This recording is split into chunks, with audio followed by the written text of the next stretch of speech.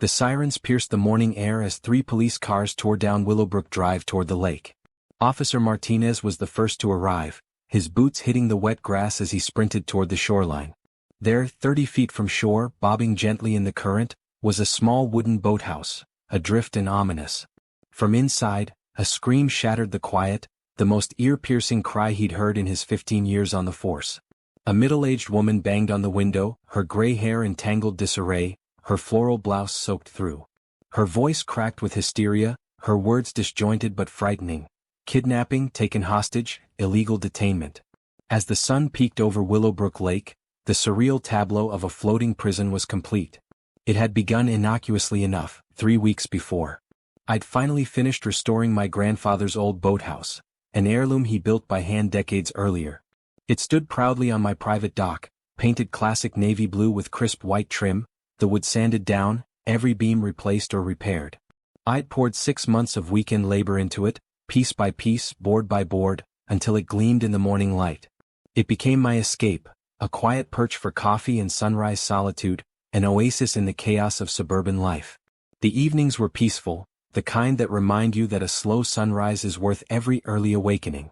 But Pine Ridge Estates has a certain kind of peace, a tight-lipped tranquility policed by one woman, Karen Peton. She'd been HOA president for 4 years, a self-appointed aesthetics czar with a clipboard and measuring tape. Not a stray blade of grass escaped her notice. Holiday lights had to come down promptly, hedges were required to be clipped to precise heights. Her latest target? My boathouse. She claimed it violated the community's aesthetic guidelines, even though it overlapped my private property by 20 feet, outside HOA jurisdiction. But that didn't deter her. She filed complaint after complaint, each more dramatic. Certified letters, neighborhood meetings, petitions, a lawyer. Still, the town council ruled in my favor. My land, my dock, and yes, my boathouse. Karen stormed out of the hearing, purple-faced, screaming about property values and standards. For a moment, I thought the madness had ended.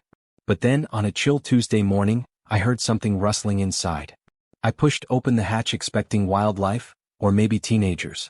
Instead, I found Karen sitting calmly in a folding chair, thermos of tea in hand, legal documents spread across a small card table. She looked up, smugness radiating from her thin lips. She announced she was now occupying the boathouse in protest. Peaceful, she added, yet firm. She had supplies, a sleeping bag, a camping toilet, canned food for a week. She claimed removing her would be assault. And she had her phone out, ready? She brandished a thick folder of papers, Google-generated legal mumbo-jumbo about squatters' rights and adverse possession.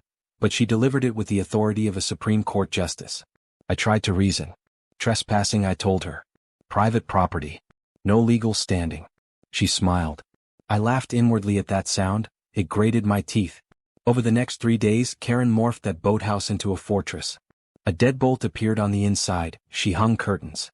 Twice daily delivered groceries. She set up a battery-powered radio, blasting talk shows about property rights at night. I'd wake to find hand-lettered signs taped to the exterior, declarations of community activism and citizens' rights. I called the other board members, nothing. They called it a personal dispute. They were terrified of her. My lawyer warned me, if you force her out, you might face assault charges. Eviction? Could take months. As Friday night fell, the whole neighborhood virtually stopped in traffic to stare. Karen would step outside that floating boathouse like some proud heroine, waving at passing cars, shouting slogans. A local reporter captured her interview for the Pine Ridge Gazette, where she was compared to a modern-day Rosa Parks standing up against aesthetic tyranny. She even had a few neighbors nodding along from their parked cars. But defiance inspired me. My grandfather had told me once that the boathouse wasn't permanently secured. It was designed to float with the seasons, tethered by heavy ropes. A houseboat in effect and legally portable. If I could release the lines, I could move it, without touching a single intervention point inside. Saturday wormed into night. By 2 a.m., I was back in black clothes and rubber-soled shoes, silent as a shadow, gliding across the dock. Karen snored inside, oblivious. I knelt, untied the first rope, then the second. With the last rope freed, the boathouse slid gently from the dock, drifting almost noiselessly into the deepening lake. In the darkness, I waited, heart pounding, waiting until it had drifted out of reach. At sunrise on Sunday, I sat with my coffee, silence around me. No radio, no yells, no signs. Then came the commotion. A scream soared across the lake. The boathouse wobbled about 50 feet from shore, steadily drifting, spinning ever so slightly. Light dawned on this floating fortress, and as the sun hit the glass, Karen's face appeared, wide-eyed and terrified, pounding on the windows. Her screams ricocheted across the water, 3 neighborhoods away. She grabbed her phone, shouted into it, "I'm being kidnapped. Held against my will in a floating prison. Rescue me, now." The dispatcher's calm replies only fueled her shouting. "I want my captor arrested. He's dangerous," she wailed. Within 20 minutes the cavalry arrived, 3 police cars, a fire truck, and an ambulance. Sirens, lights, chaos. Officer Martinez, calm amid the storm, boarded a small fire department boat and headed to the drifting boathouse. Karen emerged looking like she'd slept in the lake, her hair plastered, her blouse dripping. She tried to paddle back with a canoe, pathetic but earnest. Paramedics checked her for hypothermia as she launched into a tirade. Kidnapping, unlawful imprisonment, reckless endangerment. She demanded my arrest. Officer Martinez listened carefully, nodding thoughtfully, then asked the fateful question. Why had she occupied it in the first place? Her voice quivered. Community activism. Moral obligation. Standards. It unraveled from there. She admitted trespassing, installing locks, refusing to leave despite requests. Martinez's face sharpened. He called a supervisor. Then he wrote the citation. Criminal trespass in the first degree, unlawful occupation, interference with property rights. 3 misdemeanor charges, serious fines, possible jail time. Karen's righteous flame deflated. She looked trapped, her own dramatic act turned against her.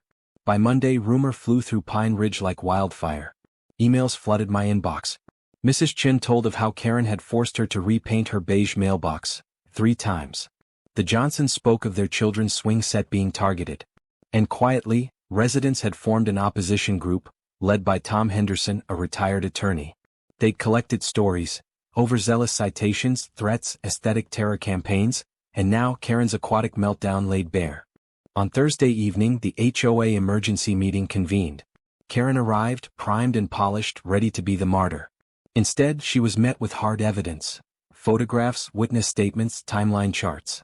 Henderson's presentation marched through her behavior like a courtroom prosecutor. When the vote came, it was 8-1. Only Karen voted for herself.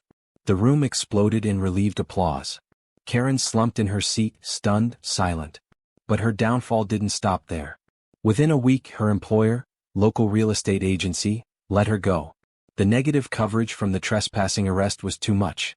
Legal bills began stacking up. She consulted lawyer after lawyer. None could offer hope. The criminal charges remained. No civil settlement would stick. She was left with $15,000 in legal fees, $3,000 in fines, and a criminal record that would follow her forever. In the courtroom, wearing the same floral blouse now threadbare and damp, she listened as the judge laid down probation terms, and maybe the realest sentence. She lost it all. Her reign of suburban terror was over. And on my dock, the boathouse had returned to its rightful place, quiet, painted, and simple. No one dared disturb it again. Because sometimes the most peaceful protests float away on the water, and silence speaks louder than any protest sign.